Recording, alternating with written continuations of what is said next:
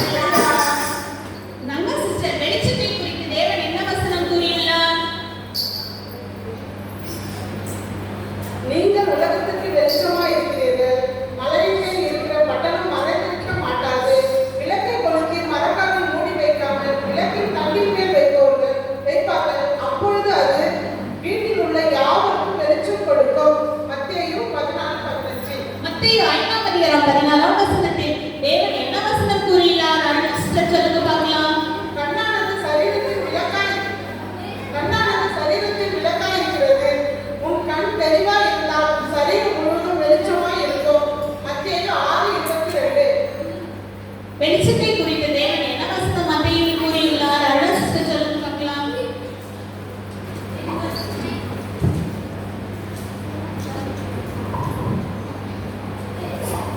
இவ்விதமாய் மனுஷர் உங்கள் நற்கிரியை கண்டு பரலோகத்தில் இருக்கிற உங்கள் பிதாவை மகிமைப்படுத்தும்படி உங்கள் வெளிச்சம் அவர்கள் முன்பாக பிரகாசிக்க கடவுளே. மத்தேயு 5:16. நாம் எல்லாரும் வெளிச்சத்தின் பிள்ளைகளாய் இருக்கிறோம். தேவன் நம்மை எதற்காக அழைத்திருக்கிறார் தெரியுமா?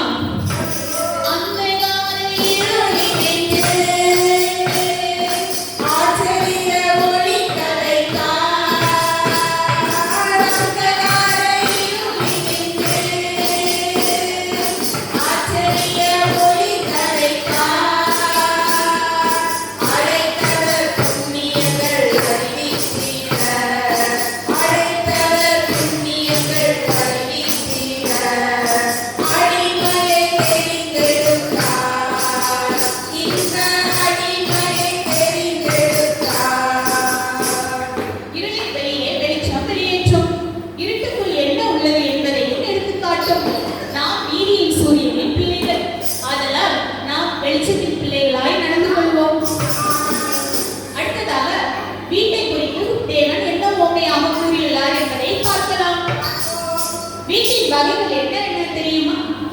ஒரு பாட்டு பாடுவோம். ஓலை வீடு கட்ட வேண்டுங்க, நாம ஒற்றுமையாய் வாழ வேண்டுங்க. ஓடு வீடு கட்ட வேண்டுங்க, நாம உறுதியாக வாழ வேண்டுங்க.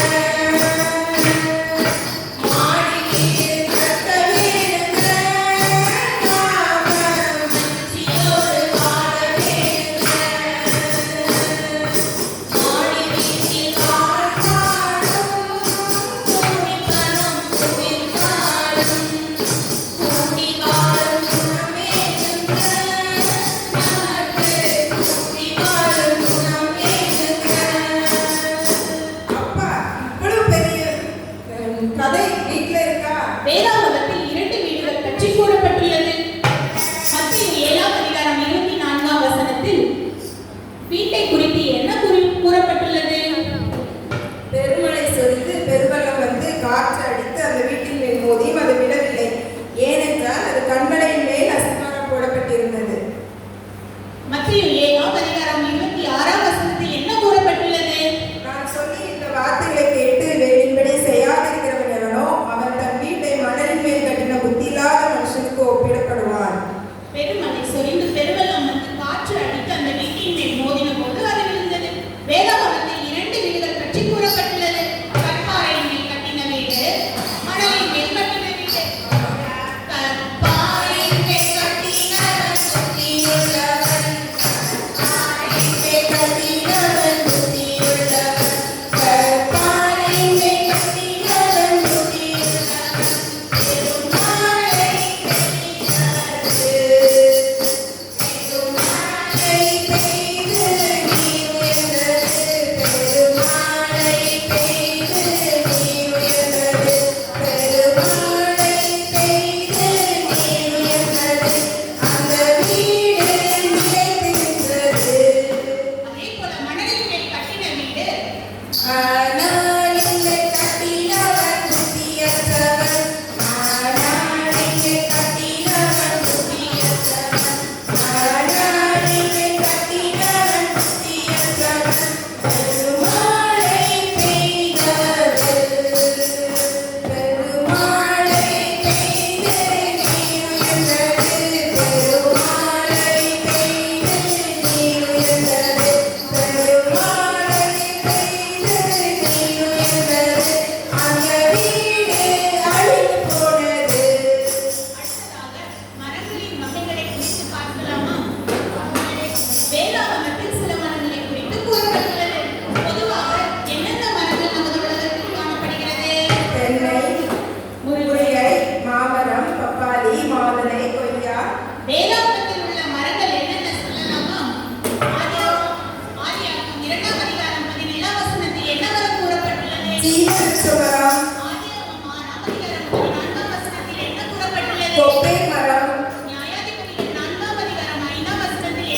பேரீச்சை மரம், எசேக்கியேல் 27ஆம் அதிகாரம் 5ஆம் வசனத்தில் என்ன கூறப்பட்டுள்ளது? தேவதாரு மரம், எசேக்கியேல் 27:6, கர்வாலி மரம், யோவான் 1:48, அத்தி மரம்.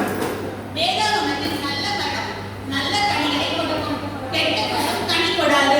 அதை நமது பாடங்கள் மூலம் விவரித்து கூறுகிறார்கள்.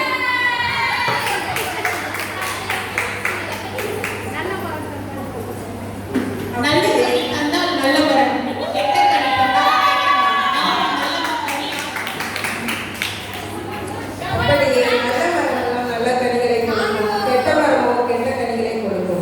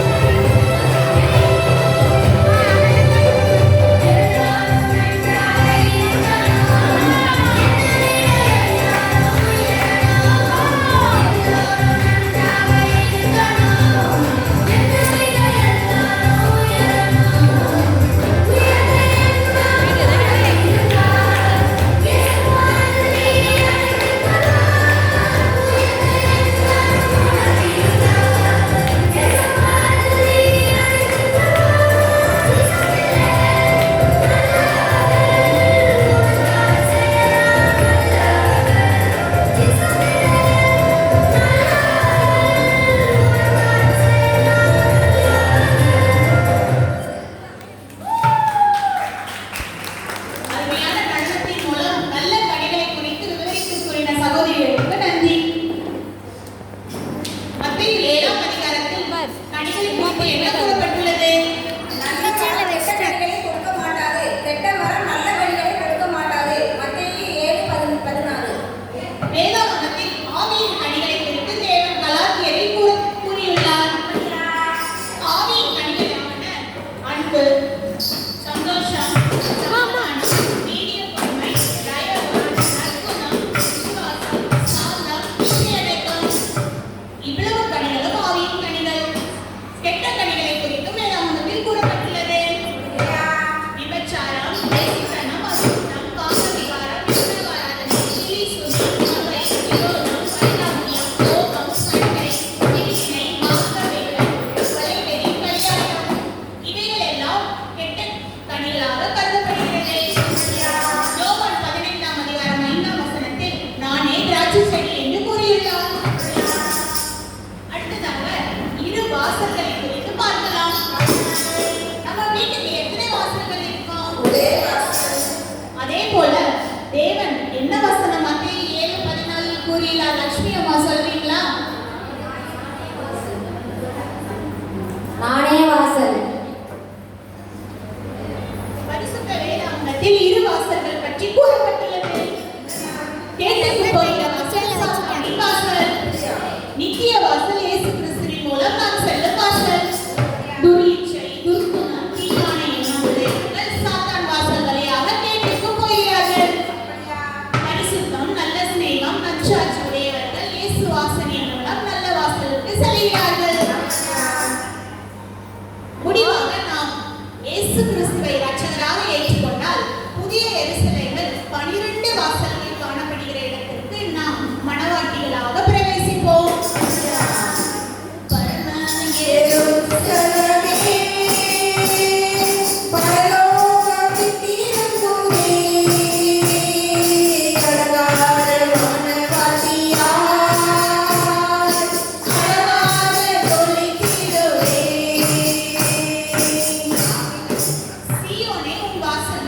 ஜீவ தேவனே நேசிக்கிறார் என்று நாம் பாட